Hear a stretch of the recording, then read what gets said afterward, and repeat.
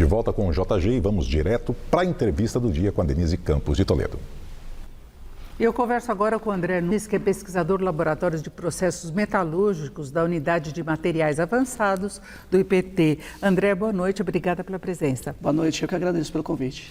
Bom, André, desde que começaram as especulações em torno de possível acordo com os Estados Unidos, a tarifa de 50%, se falou muito em terras raras. Essa conversa já veio naquela negociação de Trump com Zelensky, ele também citou as terras raras. Se fala de minérios que seriam aí relevantes hoje para novas tecnologias. Então entra inclusive armamento de guerra, submarinos, smartphone, o iPhone, tudo isso utiliza. Eu queria saber qual a diferença, terras raras, minérios, como é que a gente trata essa questão? Perfeito. Então, existem o que a gente chama de minerais críticos. Né? Então, são minerais que fornecem elementos que podem ser utilizados para a construção de equipamentos, são utilizados para tecnologias. Né? Então, por exemplo, smartphones, o silício, que é utilizado para a composição de chips, o nióbio, que é utilizado para a composição, por exemplo, hoje de baterias, né, e de aços. Entra no carro elétrico, né? E carro elétrico também, né? E nas terras raras, mais especificamente, os carros elétricos hoje. Então, as terras raras, elas são 17 elementos ao total da tabela periódica e que, apesar do nome, elas não são tão raras assim, né? Esse nome é um pouco mais histórico, né, que vem lá do século XIX. Mas hoje, né, a importância delas é principalmente para a produção de carros elétricos, né? Então, se você pegar desses 17 elementos, 4 deles são específicos, né, para a produção de ímãs, né? Então, vamos falar do neodímio, do praseodímio, do térbio e do disprósio, que hoje você utiliza para a produção de ímãs, que são ímãs com alta capacidade magnética, muito maiores daqueles ímãs que a gente conhece de geladeira. Então, você consegue produzir motores elétricos para carros e para turbinas eólicas, por exemplo. E hoje, né... Painéis solares também entram esses minérios, né? Não, painéis solares, eles são feitos por silício, né? Então, são outros materiais que também considerados críticos, né? Mas eles não são classificados como terras raras. Agora, eu quis essa explicação, porque isso deve continuar em pauta durante muito tempo. É dos instrumentos que o Brasil teria, inclusive, para negociações com os Estados Unidos. Você citou o nióbio, o Brasil exporta para os Estados Unidos, é um dos principais fornecedores no mundo hoje desse produto. Então, é uma questão estratégica. Desde a época da campanha de Bolsonaro, ele já falava muito do nióbio, mas o Brasil tem mais reservas. Lula admitiu essa semana que o mapeamento aqui do Brasil pega menos sobra 70%, não se sabe onde está dessas reservas, porque estariam inclusive na Amazônia. Qual o potencial que se tem de exploração desses minerais aqui no Brasil, das terras raras, respeitando as questões ambientais, as regras brasileiras? Perfeito. Então, hoje existe, né, diversas reservas conhecidas no Brasil, né? Então, por exemplo, de terras raras, a gente pode falar de Minas Gerais, Goiás... Onde já tem exploração. Não existe exploração, são conhecidas as reservas. Existem projetos para iniciar a exploração, né, das terras raras. Então, falando das terras raras especificamente, em Goiás existe uma empresa chamada Serra Verde, Mineração Serra Verde, que ela está iniciando a comercialização dessas terras raras. Outras empresas estão iniciando seus projetos para daqui a 2, 3 anos começarem a exportar. Mas, de fato, o Brasil é um país de tamanho continental e não se conhece todo o potencial, né, de todos os minerais críticos que existem, apesar de se entender que existem muitos minerais críticos e conhecer e saber onde estão essas reservas, mas que tem um potencial muito grande para a exploração. O Brasil teria que fazer uma regulamentação para a exploração, para ter essa proteção, inclusive no caso de barganhar, possivelmente haveria necessidade de ter investimento estrangeiro, para você ter condições de toda essa exploração, que teria de respeitar a condição colocada pelo Brasil, não é? Sim, e muitas dessas empresas que estão hoje com seus projetos no Brasil são empresas estrangeiras, né? Por exemplo, a própria mineração Serra Verde, que eu comentei agora há pouco, é uma empresa com investimento americano e hoje ela tem contratos para exportação para a China desses minérios de terras raras. Temos também, por exemplo, empresas em Goiás ou empresas em Minas Gerais que são empresas com capital australiano. Então, são empresas hoje já que vêm com investimento estrangeiro para a exploração de terras raras.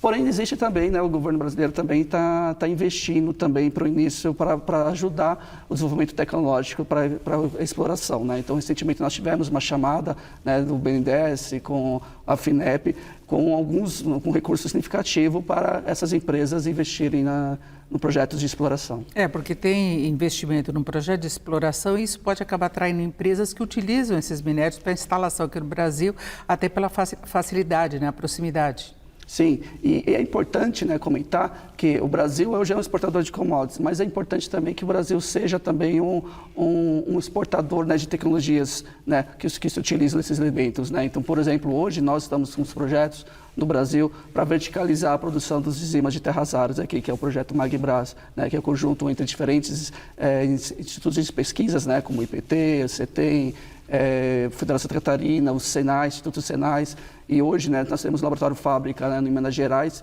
que é comandado pelo CIT Senai, cujo objetivo é justamente, né, a gente verticalizar para que a gente não possa apenas vender esses componentes. Obviamente que vender os commodities é algo importante, mas se a gente puder vender também tecnologia, os ímãs ou os próprios motores, seria algo de muito maior valor agregado.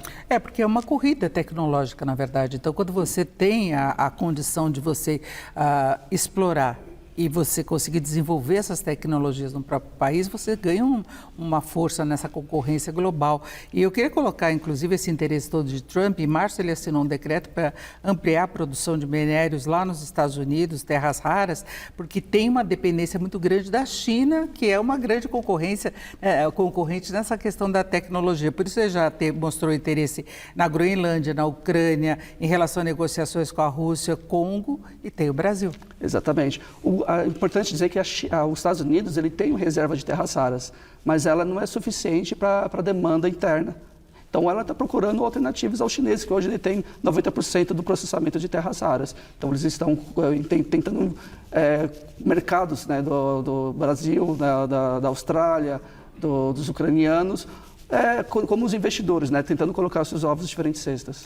Inclusive a ONU fez uma previsão recente que o mundo terá de investir cerca de 450 bilhões de dólares nesses minérios críticos até 2030 para atender a demanda, porque é uma demanda crescente. Sim, e porque hoje cada vez mais as pessoas estão comprando carros elétricos, né? Então, para você ter um carro elétrico, você precisa desses materiais estratégicos, né? Sem eles você não consegue aumentar. E agora se tem também um investimento em armamento de guerra. Sim, exatamente. Esses ímãs, eles são utilizados, por exemplo, para os aviões, para os mísseis e muito mais outros armamentos utilizados. A OTAN, né, que reúne a aliança militar dos países ocidentais, principalmente na Europa, mas com participação também dos Estados Unidos, listou 12 minerais que seriam os mais críticos. Aí que entrariam na produção de caças, de tanques submarinos, os mísseis supersônicos, e aí depois vem essas outras questões, que são os carros elétricos e outras tecnologias, né? Isso, exatamente, né? Então, se um país ele quer ter a independência, né, e ser um expoente mundial, ele precisa ter garantido o fornecimento desses materiais para garantir que ele tenha esses equipamentos. Agora, você vê o Brasil com condições de desenvolver essas tecnologias a curto, médio prazo, entrar nesse processo todo? Sim. Hoje o Brasil, nós, né, eu falo por mim, porque eu sou um pesquisador, trabalho no Instituto de Pesquisa, né, estou há 10 anos, né, em conjunto com outras ICTs, desenvolvendo a cadeia produtiva, né, de produção desses ímãs de terras raras que são utilizados para os carros elétricos. Então, a gente hoje, né, eu posso dizer que hoje o Brasil tem competência técnica para desenvolver e construir essa indústria nacional para a produção desses materiais, com materiais estratégicos. E para a gente encerrar, há uma preocupação no mundo, inclusive, com reutilização do lixo eletrônico para reaproveitamento desses minerais. Não é só porque você vai descartar de uma forma consciente, é para aproveitar mesmo, não é? Sim, exatamente. Acho que circularidade é algo super importante, né? Então, você produz esses materiais, mas depois você vai ter que destinar de alguma forma. Por que você não reaproveitar esses materiais para a construção de outros dispositivos ou mesmo os próprios dispositivos que são utilizados? Então, isso é uma tecnologia possível E precisa de investimento para que se possa fazer isso, mas é necessário também para que a gente não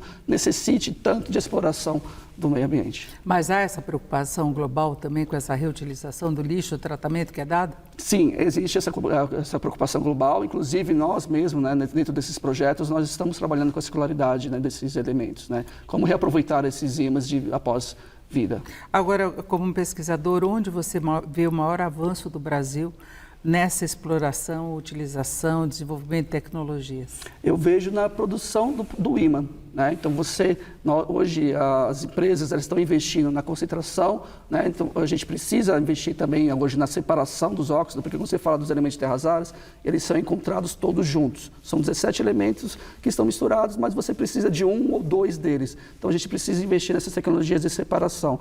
Já esses 10 anos que eu comentei, nós estamos investindo nas tecnologias de redução, produção dos metais e que vão depois ser utilizadas para a produção dos ímãs. Então, a gente tem esse conhecimento técnico no Brasil e essa capacitação já no Brasil. Agora, basta a gente ter